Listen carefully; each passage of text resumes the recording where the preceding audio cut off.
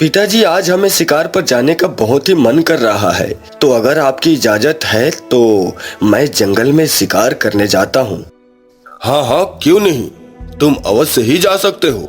शिकार करना तो राजा महाराजाओं का खानदानी शौक है। तुम निश्चिंत होकर जा सकते हो। फिर राजकुमार अशोक शिकार करने के लिए 2 सैनिकों के साथ जंगल में जाते हैं।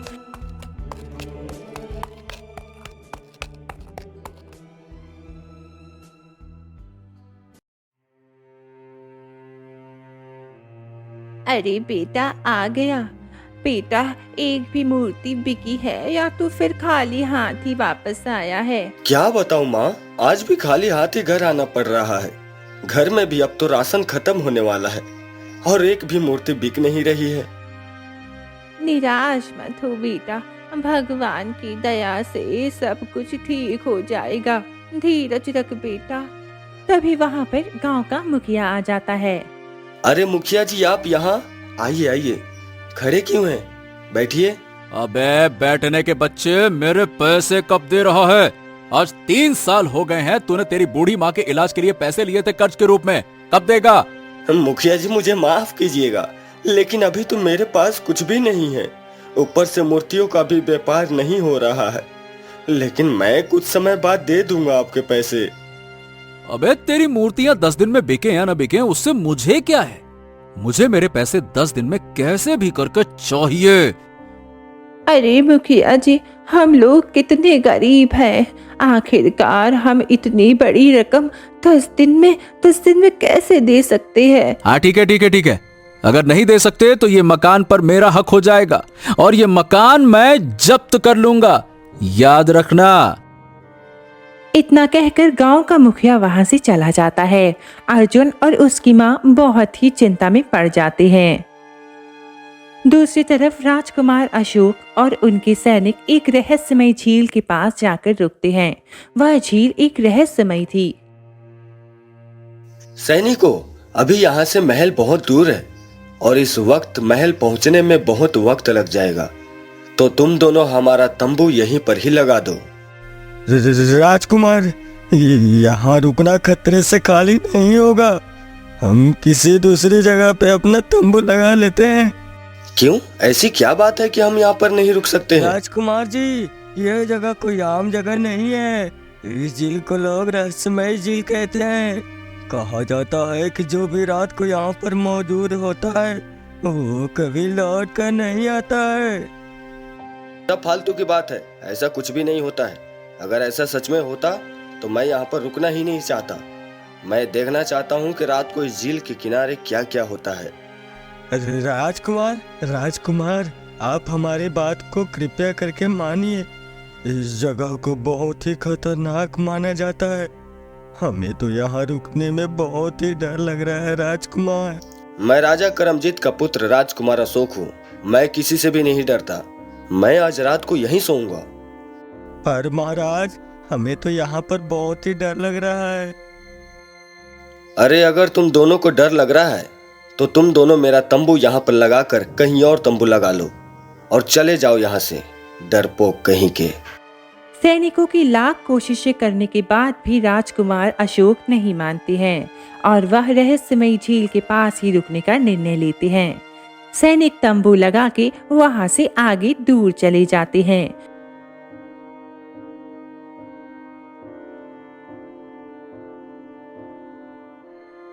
मध्य रात्रि को राजकुमार की आंखों पे अजीब सी रोशनी पड़ती है और वह जब नींद से उठ जाते हैं।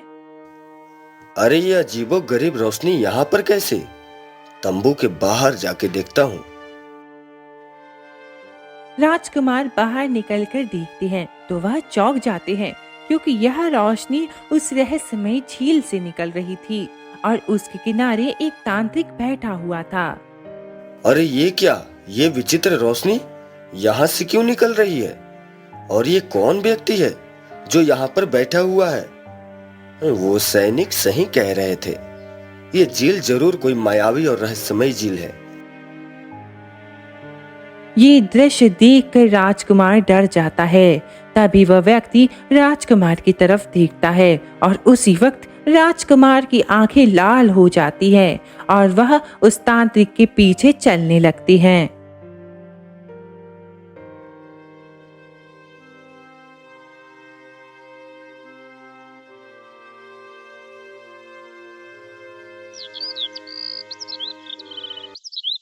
महाराज महाराज अनर्थ हो गया महाराज। राजकुमार कल हमारे साथ शिकार पर आए थे पर वो अब मिल नहीं रहे हैं। क्या राजकुमार गुम हो गया है? लेकिन कैसे और किस जगह ये सब हुआ है? हे भगवान, मेरा बेटा, मेरा पुत्र कहाँ गया होगा? महाराज महाराज, आप जल्द से जल्द उसे ढूंढने का प्रयास कीजिए। फिर सैनिक एक एक कर सारी बात राजा को विस्तार में बताते हैं।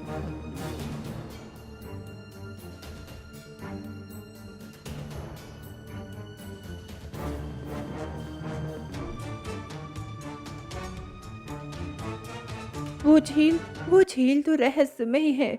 मैंने सुना है कि वह झील बहुत ही ज्यादा खतरनाक है। हाँ महारानी, वो झील कोई साधारण झील नहीं है। हमने राजकुमार को मना भी किया था किंतु वह हमारी बात को माने ही नहीं। अरे तो तुम लोग किस बात की देर कर रहे हो? जाओ और राजकुमार को ढूंढ कर लाओ। सैनिक राजकुमार की तलाश में निकल पड़ते हैं और महाराज और रानी अपने कक्ष में चिंतित बैठे हुए थे। महाराज, मुझे तो राजकुमार की बहुत ज्यादा चिंता हो रही है। ना जाने वह किस हाल में होंगे। दुख तो मुझे भी है महारानी, पर अब हम क्या कर सकते हैं? उस रहस्यमय झील के शिकार से राजकुमार को बाहर कैसे निकाले, वो मेरी समझ में नहीं आ रहा। सैनिक चारों तरफ राजकुमार अशोक को ढूंढते हैं पर वह कहीं पर भी नहीं मिलते हैं।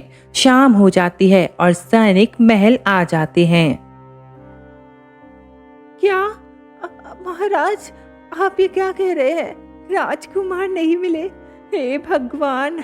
महाराज महाराज, अब हम क्या करेंगे? महारानी, राजकुमार लगता है कि वह रहस्यमय झील का ही शिकार बन गए हैं। अब उससे उन्हें बाहर कैसे निकाला जा सकता है? महाराज, मेरा आपसे यह कहना है कि आप किसी साधु महाराज के पास जाएं। इस समस्या का हल वो जरूर बता देंगे। हाँ महारानी, आप बिल्कुल उचित कह रही हैं। हमें किसी साधु परमात्मा के पास ही जाना चाहिए। मैं कल सुबह होते ही ऋषि केशवनाथ से मिलने के लिए जंगल में जाता हूँ। फिर अगली सुबह राजा कर्मजीत साधु बाबा से मिलने के लिए जंगल की पूर्व घटाओं को पार कर वहां पर एक पेड़ के नीचे बैठे हुए साधु तपस्या कर रहे थे। वह उनसे मिलते हैं। अरे राजन, तुम आओ। आज महल के निवासी इस साधु की कुटिया में क्या कर रहे हैं? अरे बाबा, क्या बताऊं, समस्या ही ऐसी है कि इसे केवल आप ही ठीक कर सकते हैं। फिर राजा साधु केशवनाथ को सारी घटना बताता है। देखो राजन, अभी तुम्हारा बेटा मुसीबत में है। उसकी जान खतरे में है। क्या उसकी जान खतरे में है? लेकिन बाबा, उसे 2 दिन में बचा सकते हैं कि नहीं? और उसे बचाने के लिए क्या करना होगा? अशोक 2 दिन के लिए ही जीवित रह सकता है। मेरी दृष्टि यही कह रही है। अब उसके बारे में मैं कुछ नहीं कह सकता हूँ राजन। शायद 2 दिन में उनकी जान बच भी सकती है और शायद ना भी बच सकती है। अरे साधु बाबा, जो भी रास्ता है वो मुझे बताएं। मैं अपनी जान देने के लिए भी तैयार हूँ, लेकिन आप कोई उपाय जल्द ही बताओ। हमारे पास बहुत कम समय है। देखो राजन, ये रास्ता बहुत ही कठिन होगा। इसे कोई भी मनुष्य नहीं कर सकता है। इसके लिए बिन लालच का मनुष्य चाहिए, और तुम तो एक राजा हो, इसलिए तुम ये कार्य नहीं कर सकते, क्योंकि तुम्हारा मन लालच से भरपूर होता है। हाँ साधु बाबा, मैं तो यह कार्य नहीं कर सकता, किंतु अब इस कार्य को कौन करेगा? ऐसा मनुष्य मुझे कहाँ पर मिलेगा? वो मनुष्य भी तुम्हें अवश्य ही मिल जाएगा, जिसके मन में लालच ना हो और निस्वार्थ भाव से वो किसी की मदद करता हो, तो वो ही मनुष्य इस कार्य को कर सकता है। तुम अपने राज्य में ऐसे मनुष्य की तलाश करने में लग जाओ और बाकी का कार्य आगे क्या करना है उसकी बात तुम्हें कल तुम्हारे महल आके करूंगा। फिर राजा कर्मजीत पूरे राज्य में घोषणा कर देती है। फिर अगली सुबह ऋषि केशवनाथ राजा के महल में आती है। राजन, तुम्हें कोई ऐसा गुणवान मनुष्य मिला है कि नहीं? देखो, हमारे पास समय बहुत ही कम है। नहीं बाबा, अभी तक कोई भी ऐसा मनुष्य नहीं मिला। मैं भी उसी बात से चिंतित हूँ। तभी महल में मूर्तिकार अर्जुन आ जाता है। महाराज की जय हो। महाराज, मैं बितन नगर गांव का मूर्तिकार हूँ। मैंने सुना है कि आपके बेटे राजकुमार अशोक उस रहस्यमय झील का शिकार बन गए हैं, तो इसीलिए मैं आपकी मदद करने के लिए आया हूँ। बहुत अच्छे अर्जुन, तुमने मेरी सहायता करने का सोचा। बाबा, आप बताइए, मनुष्य वो कार्य कर सकता है कि नहीं? हाँ राजन, ये मनुष्य उस कार्य के लिए उचित है। यही वो काम कर सकता है। ये निस्वार्थ भाव से सबकी मदद करता है। किंतु साधु महाराज, मुझे राजकुमार को ढूंढने के लिए क्या करना होगा? तुम अभी मेरे साथ चलो उस झील के किनारे। वहां जाके मैं तुम्हें सारी क्रिया बताता हूँ। ये कार्य वहां आकर ही हो सकता है। ठीक है साधु महाराज, तो चलिए हम चलते हैं। महाराज, हमें यहाँ से जाने की आज्ञा दें। रुकिए, आप लोग भी, मुझे भी आना है। मैं भी आता हूँ आप लोगों के साथ। मुझे जब तक राजकुमार नहीं मिल जाता तब तक चैन नहीं आएगा। नहीं नहीं राजन, तुम यहीं अपने महल पर ही रुको। वहाँ सिर्फ 2 लोगों का जाना ही उचित होगा। अर्जुन और ऋषि केशवनाथ उस झील के किनारे आकर खड़े हो जाते हैं। बाबा, हम झील के किनारे तो आ गए हैं, लेकिन अब? अभी तुम रुको पुत्र अर्जुन, मैं तुम्हें आगे की सारी विधि समझाता हूँ। फिर साधु बाबा थोड़ी देर ध्यान कर लीन हो जाते हैं। देखो अर्जुन, ये रास्ता बहुत ही कठिन होगा, तो तुम पूरी सावधानी से इस कार्य को करना। लेकिन बाबा, अब मुझे क्या करना होगा वो तो बताएं। आपने ही बोला था ना कि हमारे पास सिर्फ आज रात का समय है। देखो अर्जुन, ये रास्ता बहुत ही कठिन होगा, तो तुम पूरी सावधानी से इस कार्य को करना। चाहे मुझे कितनी भी समस्या क्यों न झेलनी पड़े, लेकिन मैं राजकुमार के हित के लिए और मानवता के खातिर ये कार्य जरूर करूंगा। वाह वाह, शाबाश अर्जुन। वैसे भी तुम्हारे जैसा ही कोई सर्वसंपन्न गुण वाला मनुष्य ही इस कार्य को कर सकता है। लेकिन बाबा, अब मुझे क्या करना होगा वो तो बताएं। आपने ही बोला था ना कि हमारे पास सिर्फ आज रात का समय है। अब तुम्हें सबसे पहले इस झील के अंदर प्रवेश करना होगा, और ये झील कोई आम झील नहीं है। ये एक रहस्यमय झील है। तुम जैसे ही झील के अंदर प्रवेश करोगे तो तुम एक अनोखे महल में पाओगे। लेकिन महाराज, उस महल में राजकुमार को मैं अकेला कैसे बाहर निकाल सकता हूँ? नहीं, तुम्हें वहाँ पे राजकुमार नहीं मिलेगा। तुम्हें तो सिर्फ उस महल के अंदर जाके एक जादुई हीरे को मुझ तक लाना है। तुम जैसे ही उस महल में प्रवेश करोगे तो तुम्हें सामने ही एक विचित्र जादुई हीरा देखने को मिलेगा। वो हीरा तुम अपने पास ले लेना। लेकिन साधु बाबा, अभी भी एक सवाल मेरे मन में है। मैं अगर वहाँ उस महल में से उनका हीरा ले लूंगा तो वो तो मुझ पर हमला कर सकते हैं ना? तुम्हें महल में प्रवेश करते ही जल्दी से उस हीरे को ले लेना है और तुरंत ही अपनी आंखें बंद कर देनी है। आंखें बंद करते ही तुम अपने आप को यहाँ पर मेरे पास पाओगे। और वो लोग शायद आसपास उस जगह पर नहीं होंगे। ठीक है साधु महाराज, अब मुझे आप इजाजत दें, मैं इस झील में प्रवेश करता हूँ। फिर अर्जुन बिना डरे उस झील में प्रवेश करता है और वह तुरंत एक महल में पहुंच जाता है, जहां देखते ही बहुत ही सुंदर था। वह बड़ा ही विचित्र था। वहां पर सामने एक जादुई हीरा चमक रहा था। अरे बाप रे, कितना सुंदर हीरा है। चलो जल्दी से इसे अपने पास ले लेता हूँ, वरना अगर इस लोक के मनुष्य ने मुझे देख लिया तो यहीं पर ही मुझे मार देंगे।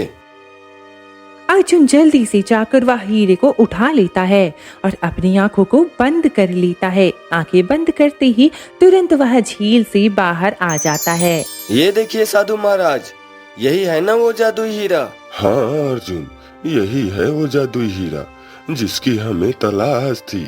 वाह, बहुत अच्छे, शाबाश अर्जुन। लाओ, ये हीरा मुझे दे दो।